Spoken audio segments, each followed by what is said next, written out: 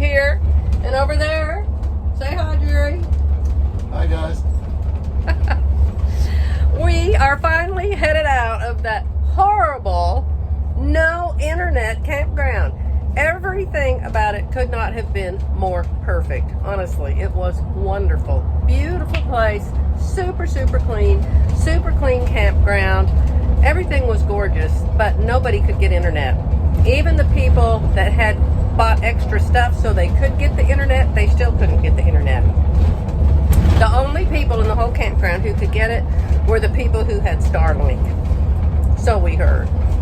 It's funny because I said the other day that they had they have all these seminars trying to sell you stuff. We didn't go to any of them this time because this time we knew what they were. But one of them was to sell this certain kind of internet for RVs. And the people next door to us, or 2 doors down, had that. And it wasn't working there. And so they pulled out their unit and took it down there to talk to whoever was trying to sell it. And he said, this isn't working here. And the salesman said, well, it's this place. It's not going to work here very good. So why on earth would anybody buy it? We didn't. So we are out of there now, and you can see my phone is working. We're on a road. I don't know if we're on I-30 yet, but we're headed there. And then we're going to go halfway home, and we're going to stay at a KOA in Mount Pleasant, Texas. It's a little out of our way, but the other campgrounds had horrible reviews, so I'm not going to stay in those. So I'm trying to get this so there's sun in my face, and my eyes were looking straight, but I can't. To me, it looks like I'm looking out the window on the side of me. So we had fun. We didn't buy anything except at Walmart. I bought a curling iron. That's it. So we did real good. Jerry's got to buy gas somewhere, so we're watching out for that.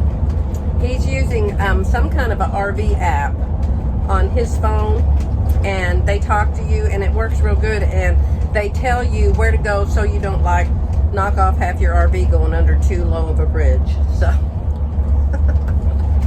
we like that. So we saw the owner. The owner of National Indoor RV Center is the nicest man. And he's like a preacher. And every event he is there. And he stands there and allows anybody who wants to come up and talk to him. And at the very end of it yesterday, they had this little continental breakfast, which was like mountains of sugar. And he stood there as the people were leaving, and we talked to him. Jerry talked to him. I talked to him. Every person could talk to him. So he's just the nicest person. And he knows that there's issues, and he says, I know things happen, and I'm really sorry. And if you'll just let us know, we'll do everything we can to fix it. So that's my kind of customer service. Anyway, I'm going to turn this around so you can see how pretty it is in this town. Look, did you ever see so much green? Ever? Somebody said you've got to come in the fall because this is just absolutely beautiful, and go through the Ozark Mountains. So we'll have to do that. We're learning. Right now, you won't believe what Jerry and I have to learn. I told him, all right, at this place we're staying tonight, we have to cook our hamburgers outside on one of those grills. Because so far we have never done it because we don't know how. It's like, well, you have to take stuff for it. You have to either take wood, or you have to take charcoal, or you have to do something. You can't just walk over there and turn a knob. Yeah, he's acting like I'm a complete idiot. Well, I haven't seen him build a fire in it yet. So I'm thinking there's got to be some charcoal or something. We actually bought a little grill, and I do know how to use it, but he doesn't like to put it in here. He says it's too heavy, and he doesn't like putting it in the basement and using it. But the next trip, we're bringing it. I don't care if he likes it or not. It's got little wheels, and it's just a little, yesterday we were walking back from the sugar breakfast, and the people a couple coaches down were cooking bacon outside on their grill that they brought with them. You could smell it. Oh, It was wonderful. I said, all right, that's it. We're going to learn how to use these outdoor grills, and we are going to cook something tonight. I have some burgers. Well, we won't do the buns and everything. We just do everything you put on a hamburger without the bun. You don't have anything to clean the grill with or anything? What, honey? You don't have anything to clean the grill with or anything? Well, that can change, can it? Okay, this is take 2. Jerry's outside hooking up the Jeep, so I thought, oh, I'll have a few minutes to make a video. No, he turned around and came right back in. So, fun thing. This is a Monday. We're getting ready to go home, to our real home. The funnest thing happened. This RV life is really interesting. Goodness, has it been a year, 8 months? Quite some time ago. We were down there at National Indoor RV Center in Dallas, getting something fixed on this, and we were waiting. And so usually later in the afternoon, after the bookstore and stuff, we would go up into the waiting room. They have this great big waiting room there. I don't like to go there because everybody got their dogs in there. We went up there one time, there was 5 dogs, a lady asleep on the couch. I don't like to go there. But that day, there was just this one other man in there. And so he was sitting across from us. And so it was early in the morning. It was when they took our coach all day long, and they came and they got it real early. And so we went up there, and it was, I don't know, probably later in the morning, and we decided to have breakfast for lunch. You know how you do that. And so we started talking to this man, and we said, hey, why don't you come to breakfast with us? So he got in our Jeep, and we went to Denny's. And of course, we sat there and talked for an hour and a half. And so we got to know him. His girlfriend wasn't with him, but he told us all about her, and her name was Janice. And his name is David. And he is ex-military, flew helicopters or something, owned a bunch of nursing homes, all kinds of things through his life, our age. And so we talked to him for a long time. And then later on, we were out in the their campground, which is just a big parking lot. And he had a brand new coach. And we had this there, of course, getting it fixed. And it turned out we were just right next to each other. So he invited us to come get in his coach. And I noticed that he had this little U-Haul car. No, that's not what it's called. Tow vehicle. And I really noticed his tow vehicle because it's turquoise. And I love turquoise. And I said, oh my gosh, where'd you get that little turquoise car? That is so cute. So, here we are 8 months later. We are here. This is a little bitty KOA here. Little bitty. It looks like a lot of people just live here all the time. Nice, well kept up, but just small. And so we pulled in, I don't know, about 2 o'clock in the afternoon, 3 at the latest. And we got all set up, and we were just, figuring out what's here, what's not here. Had internet. We had internet. Oh, it was wonderful. So we were both sitting here enjoying our internet. And somebody knocked on our door. And I went, oh, somebody's knocking on our door.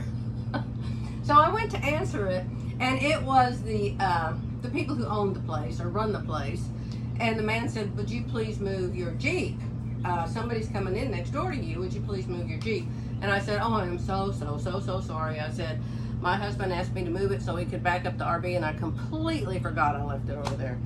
So I went out there to move the Jeep over to here. And so then this RV towing a little turquoise car pulled in right next to us. So yes, Jerry recognized the RV. I recognized the little turquoise car. And so we went over, and my usual joy manner. Oh my gosh, do you remember me? We met you. Oh my goodness. You must be Janice. We know all about it. And she's looking at me like, dear God, who is this? So anyway, we asked them if they wanted to go down to Applebee's with us. So the 4 of us got in the Jeep. They never did unhook their car. And so the 4 of us got in the Jeep. And it just turns out, we just left the customer appreciation rally in Hot Springs. They're headed to it. We were week 1. They are week 2. And so isn't that just so unbelievable? It's just such a coincidence.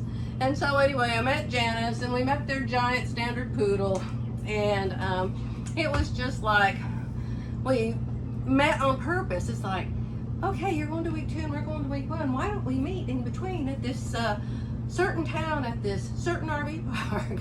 But none of that ever happened. I mean, it was just a coincidence.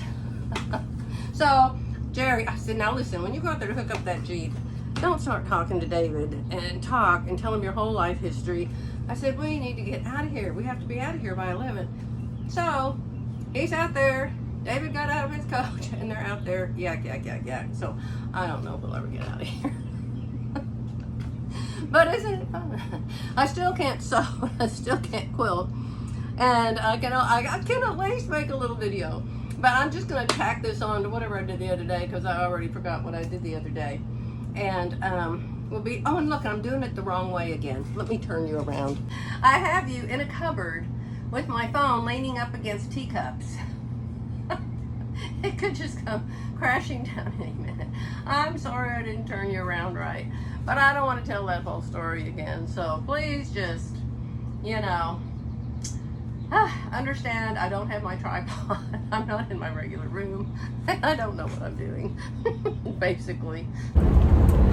Okay, so here we are. Very last day. Say hi, Sideburns. Hello, boys and girls. Boys? I don't know if I have any boys watching me. Anyway, we had a really nice time. I just told you about it. I had my camera going the wrong way. Sorry, I'm not used to doing it with this camera. I usually make my videos with a video camera. So, anyway, we're back in Texas. You can tell it's flat as it can be. I'll show you out the window. You see? We're not in Arkansas anymore, Toto. It is beautiful there. I think we may have to go there some more times because Jerry and I may decide to just move and start all over in a new place. And, I don't know. It's a fun thing to think about. He said, well, I can sell the dozer. And I'm like, yeah, you could. And the tractor and the 4-wheeler and dear Lord, how many other things. Simplify our lives for our 80s and our 90s or whatever the Lord has in store for us. So I just wanted to say we'll be home in a little while. I'll probably start my snippets again tomorrow. Today I'll have to spend getting the laundry out of here and getting it washed and the food out of here and the clothes that I never wore. I have enough clothes in here to stay someplace a year. With a washer and dryer in here, So, just going to say goodbye for now, and I'll be back soon.